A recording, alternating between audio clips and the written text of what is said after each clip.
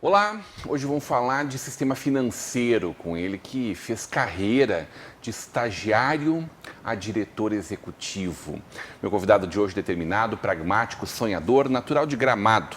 Filho da dona Terezinha e do seu Dirceu, graduado em administração com pós em cooperativismo. Marido da Luciana, possui 33 anos de experiência em instituição financeira. Há 20 anos, o pai da Isabela e da Joana atua no Sicredi, onde é, desde 2011, diretor executivo. Hoje teremos uma conversa de peso com Solon Stapassola Stahl. Seja muito bem-vindo, Solon, para essa conversa de peso. Obrigado, Rodrigo. Para mim é uma honra estar aqui contigo conversando sobre uma carreira profissional, sobre a minha vida pessoal, né? Nunca imaginei ser convidado para fazer um tipo de programa como esse, é uma alegria estar aqui. Uma carreira que se confunde com a própria história da Sicredi, né? Claro que estamos falando de 100 anos, de mais de 100 anos certo. Hoje do Sicredi. Mas em Novo Hamburgo, especialmente, a história, a trajetória do Sicredi, ela está diretamente ligada à tua vida, ou a tua vida é diretamente ligada a essa trajetória, por essas coisas que vão acontecendo na vida da gente, né? Certo. Mas vamos lá para trás, antes disso, natural de Gramado. Na verdade, eu só nasci em Gramado. Eu sou gêmeo, tenho uma irmã, Suzana, nós somos irmãos gêmeos, né? Mas a gente só nasceu em Gramado, mas, claro, as famílias de meu pai e da minha mãe são todos gramadenses, né? Por isso que a gente nasceu lá, inclusive. Mas a gente não tinha 2 anos de idade, meu pai na época resolveu empreender e aventurar em São Paulo. E foi para São Paulo, Guaratinguetá mais precisamente. E a gente morou lá até os... A gente ficou lá 2 anos só, não deu certo. Foi com Malicuia. Malicuia, na verdade foi de Opala, Malicuia. O pai sempre fala, toda mudança num Opala. E tentou um negócio lá próprio, lá em Guaratinguetá, o negócio não deu certo, em 2 anos a gente voltou. E a gente voltou para São Leopoldo, onde meu pai daí retomou a profissão dele, que até hoje ele é aposentado, né? Que ele sempre foi mestre de obras, pedreiro, sempre trabalhou com obras, né? Ele voltou para São Leopoldo na época. E ali em São Leopoldo a gente ficou alguns anos e depois o pai recebeu uma proposta para trabalhar em Nova Petrópolis, numa construtora lá. E a gente foi para Nova Petrópolis. Então, meu vínculo com Nova Petrópolis é anterior ao Sicredi. E lá em Nova Petrópolis a gente morou 5 anos, dos meus 5 anos até os 10 anos. E fiz toda a minha primeira infância toda lá, jardim, primeira, segunda série. Hoje encontro os professores antigos andando na cidade por lá e tudo. Mas depois, com uns 10 anos, o pai de novo foi convidado para trabalhar numa empresa. Naquela oportunidade, tu já andava na volta da Sicredi, Coincidência, porque quando eu morava lá, o meu pai, como pedreiro, a empresa que ele trabalhava foi contratada para construir a atual sede do Sicredi no centro da cidade, na frente da praça. E o pai construiu o prédio, e eu sempre brinco hoje com os colegas que eu conhecia o prédio por dentro antes que qualquer outro colega. Porque nós saímos da escola, eu e minha irmã, e esperávamos ali na obra para ir com o pai de carona para casa depois do final do trabalho dele. Então a gente circulava pelas obras do prédio ali, que hoje é o Sicredi onde eu trabalho, e foi meu pai que construiu. Essas coincidências que a vida traz pra gente, né? E depois, com 10 anos, no final dos meus 10 anos, o pai foi convidado para trabalhar numa outra empresa em Três Coroas, lá no Vale do Paranhana. E a gente foi para lá. Inclusive foi lá que o pai e a família acabou se fixando, tanto que o pai e a mãe moram hoje lá em Três Coroas também.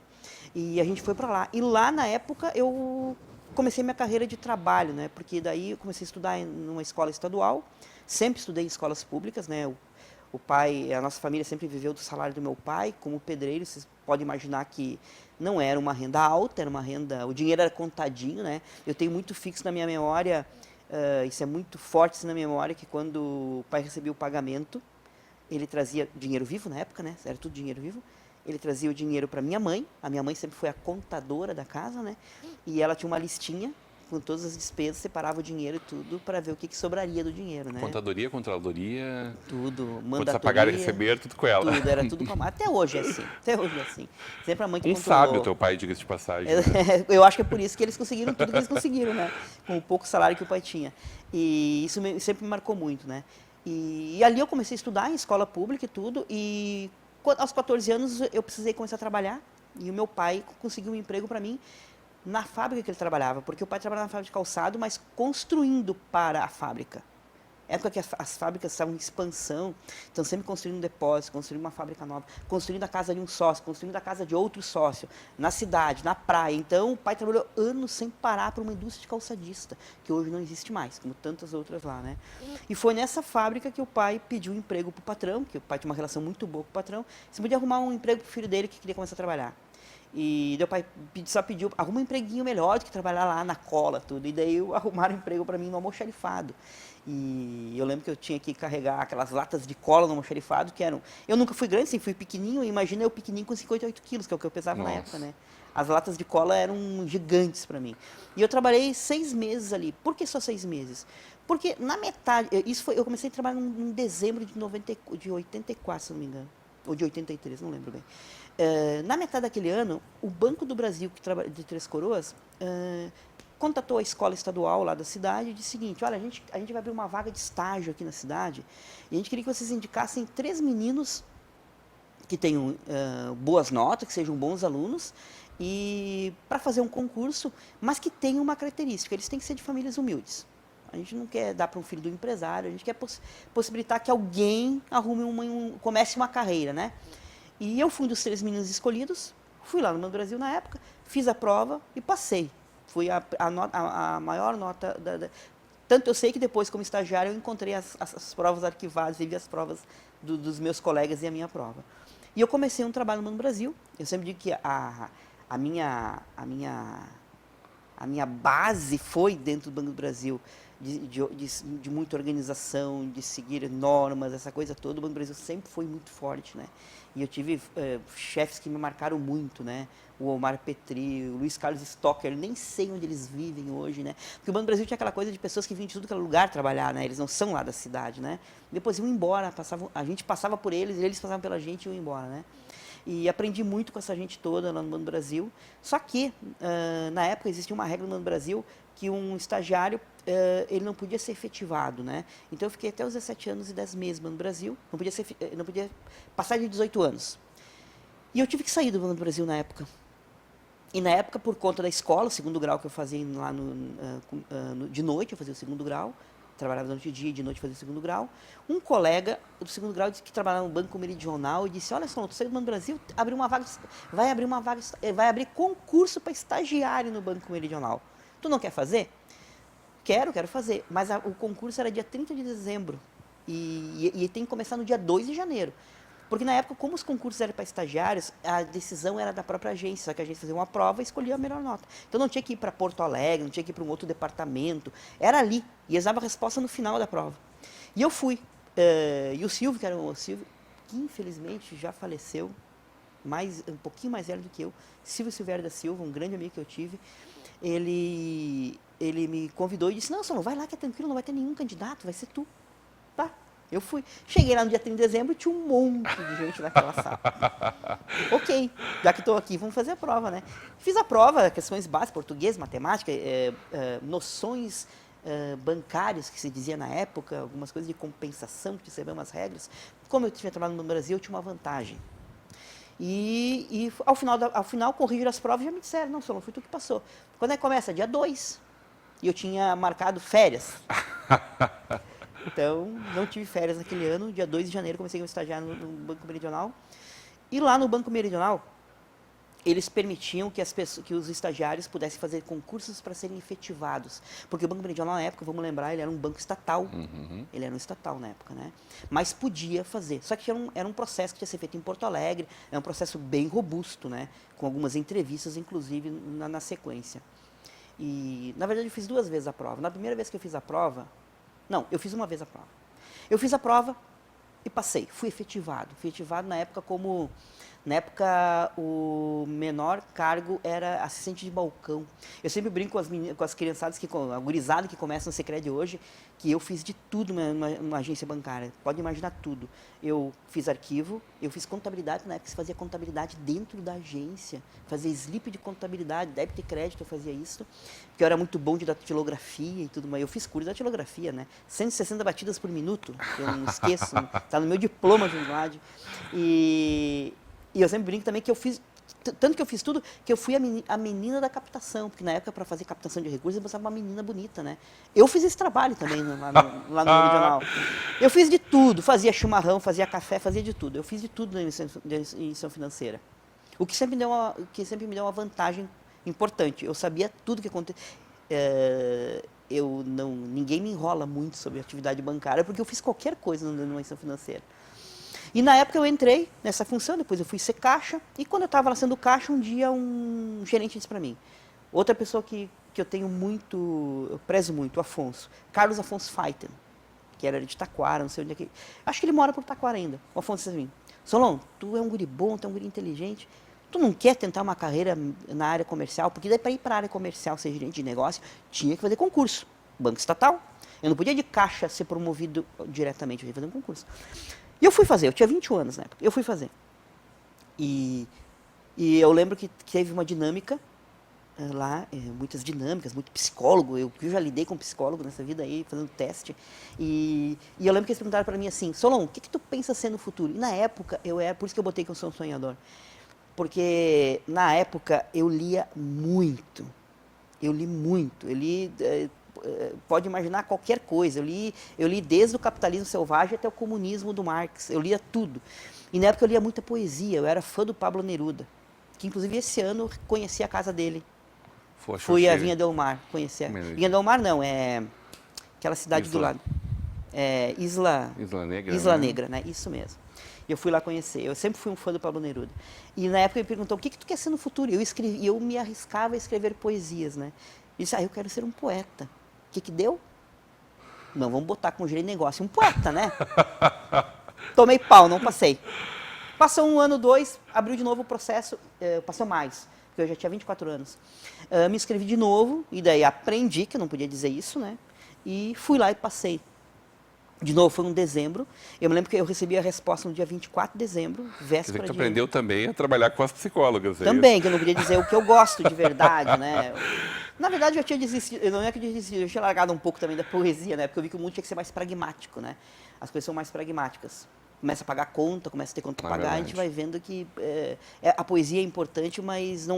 A gente não pode ficar com a vida cinza, mas é natural que a gente também enxerga ela cinza, exatamente. Né? Além de todas as outras coisas. Não pode botar só óculos cor-de-rosa, né? E daí, na época, eu fiz esse concurso, eu passei, no 24 de dezembro me anunciaram, ó, Solon, tu passou, de 24 de dezembro me avisaram, tu passou, eu era caixa, eu me lembro que quem me ligou é um cara que morou muito tempo em Novo Hamburgo, aqui, o Alaor Jesus de Martins. Alaor de Jesus Martins, foi superintendente do Banco Meridional por muitos anos, depois ele trabalhou no Via Uno, até quando ele saiu no Banco Meridional. Visitei ele como Sicredi e ele diretor depois da Via Uno. E o Alor me ligou e eu tremi, porque na época de superintendente ligar para alguém, cara, tu vai para rua? Não tem? E ele me ligou para dizer que eu tinha passado, que eu seria gerente de negócio. Tomou um susto, eu levei um susto. E ele disse, tá aí. Então ele disse, Solon, tu tá fazendo o que agora? Não, eu tô ali com o meu caixa, fecha o caixa agora. Tá, mas tem uma fila grande, 24 de dezembro. Fecha agora. A partir deste momento, o Alaor tá dizendo que tu não é mais caixa, tu é gerente de negócio. Então, eu fechei meu caixa e disse, onde é que eu me apresento? Dia 28, que era depois do feriado, eu teria que me apresentar em Campo Bom. Eu lembro que eu perguntei para ele, tá, mas onde é que fica Campo Bom? Eu nunca tinha saído de... Né? Ele disse, esse é um problema teu, te vira. E no dia 28 me apresentei daí em Campo Bom. E ali eu fiz uma carreira bem legal também, vim trabalhar depois em Novo Hamburgo, onde eu fui gerente de negócio aqui na agência Centro de Novo Hamburgo. E ali... me veio a vontade de ser gerente de agência. Queria fazer carreira, queria ser gerente de agência. Na época eu pedi para o banco me oferecer algumas agências, o banco me ofereceu algumas cidades. Eu não me agradei das cidades que me ofereceram, porque eu queria uma cidade mais próxima daqui, uma cidade mais próspera, digamos assim.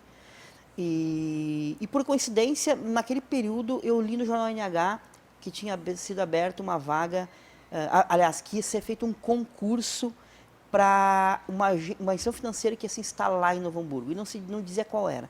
Naquela época, existia muitos bancos ainda. Nós estamos falando de 99, Novo Hamburgo tinha muito banco, então assim, podia ser qualquer banco, eu imaginei, né? E eu me inscrevi no concurso. O Júlio de Castilhos era um banco do lado do outro, né? Nossa, a esquina do Meridional eram 3 bancos, era o Nacional, eu não lembro mais que eu tinha um outro banco assim, era o Meridional, eram 3 bancos. No fim, hoje só tem um ainda, que é o Santander, né? E era muitos bancos na época. E daí eu fiz o concurso. É o BIC Banco, o Nacional... BIC Nacional e Meridional. Meridional. Isso aí, eram esses 3 bancos, né? Os outros 2 sumiram e ficou... E o Meridional sumiu também, porque virou Santander, né? Santander. Na verdade, é outro banco já. E na época, então, eu fiz o concurso, passei de novo, ou seja, toda a minha carreira até hoje, até onde eu cheguei, ela foi pautada por concursos.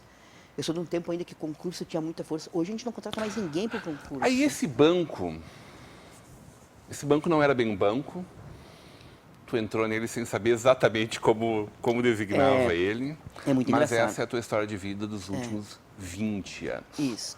Vamos falar de Sicredi? Vamos lá. Na volta do intervalo. Tá, ok. Hoje numa conversa de peso com Solon Stapassola e tal.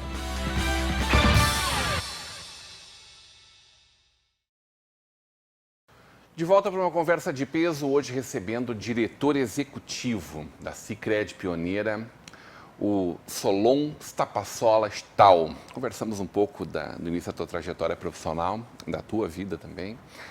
E aí a chegada lá em 99 desse processo seletivo que te levou à gerência, de pronto à gerência, da primeira agência do Sicredi aqui em Novo Hamburgo. Exato.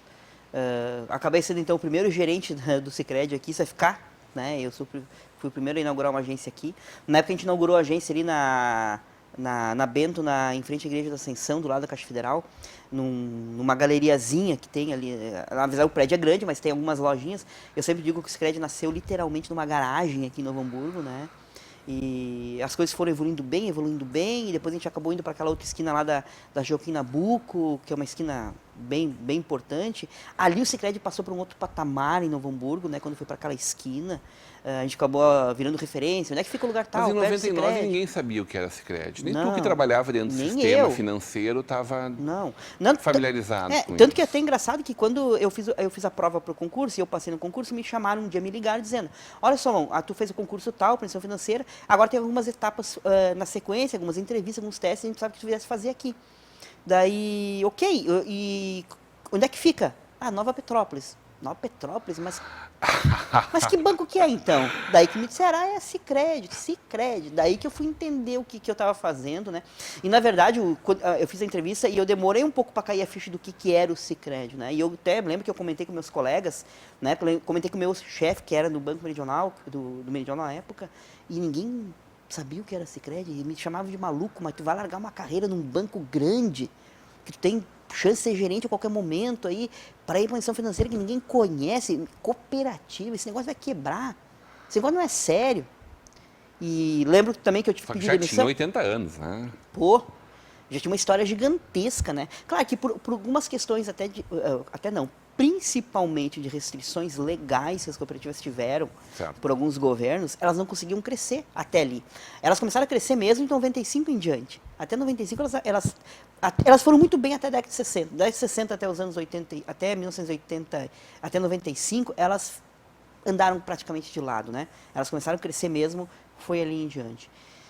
E daí eu encarei, eu tive que pedir demissão no banco que eu trabalhava, no Banco Meridional, porque na época o meu chefe não aceitou me demitir, porque dizia, eu não tenho argumento para te desligar, não vou te desligar. Fiz uma carta de próprio punho, saí do Meridional num dia, no outro dia eu já estava no Sicredi trabalhando, e foi essa história toda, né? Então a gente acabou indo para um espaço maior ali na esquina da Joaquim Nabuco, e dali um belo dia, eu estava já trabalhando há uns 6, 7 anos no Sicredi, o então gerente regional da época, o Gilmar Minuzzi, outra pessoa a quem eu devo muito, né?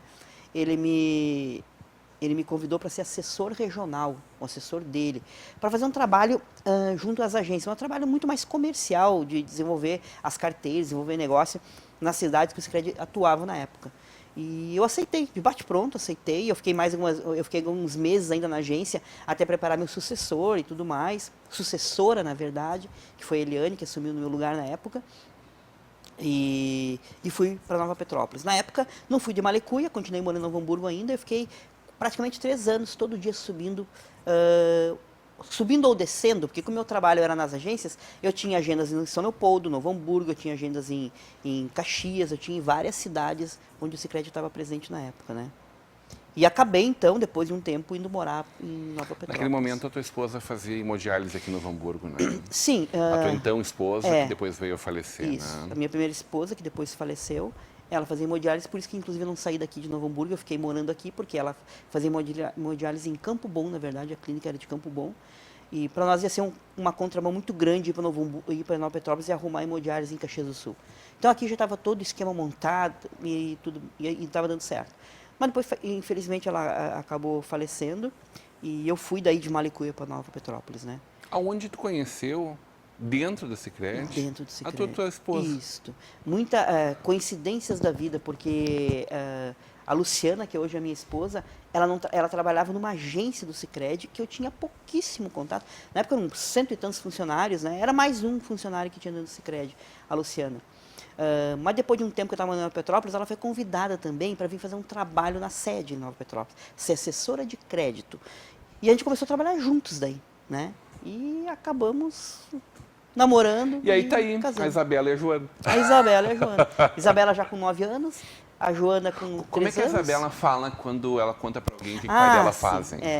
A Isabela me ensinou como é que eu explico o que é o Sicredi.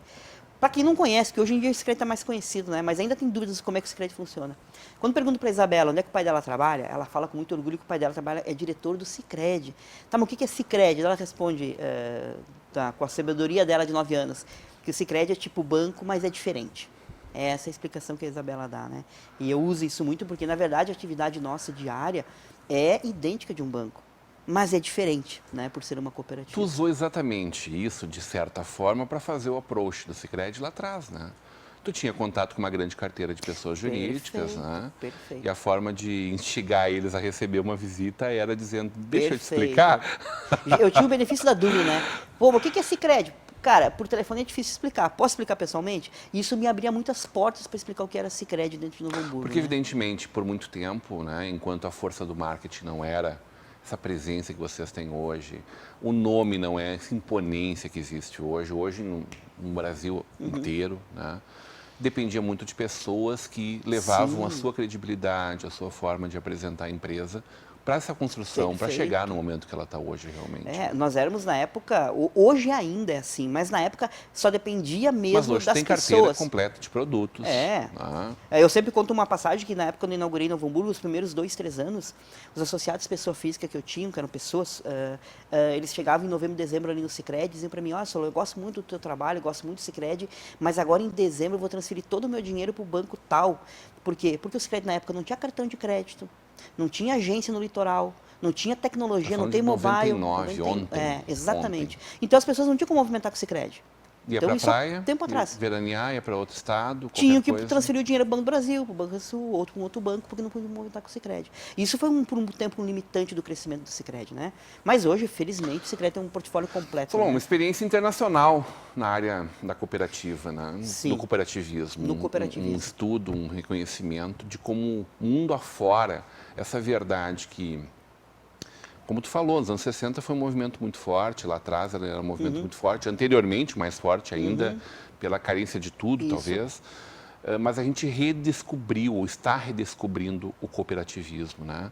Através das cooperativas de crédito, das cooperativas habitacionais, das cooperativas de saúde, que várias pessoas recorrem.